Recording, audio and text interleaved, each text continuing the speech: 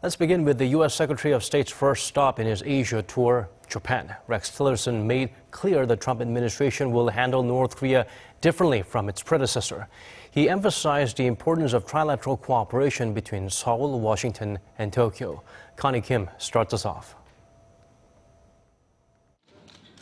The U.S. Secretary of State has called for a fresh approach to dealing with North Korea's escalating nuclear threats.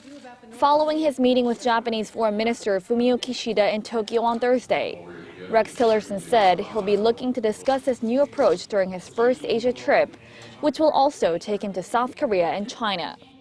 In the face of this ever-escalating threat, it is clear that a different approach is required. Part of the purpose of my visit to the region is to exchange views on a new approach. To effectively counter North Korea's persistent nuclear threats, Tillerson also highlighted the importance of coordinated action from Seoul, Washington, and Tokyo. A priority of ours is expanding trilateral cooperation with the Republic of Korea.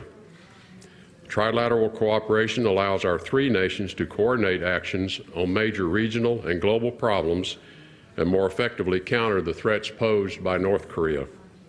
Tillerson's last stop in Asia will be China, where he hinted he'll pressure Beijing to fulfill its obligations to implement the UN sanctions it voted in favor of.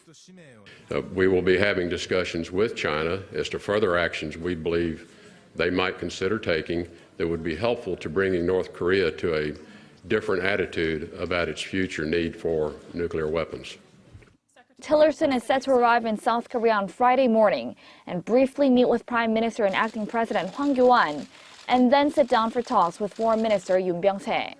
He and Minister Yoon are expected to reaffirm the need for the complete, verifiable, and irreversible denuclearization of North Korea, and elaborate on ways to achieve that goal.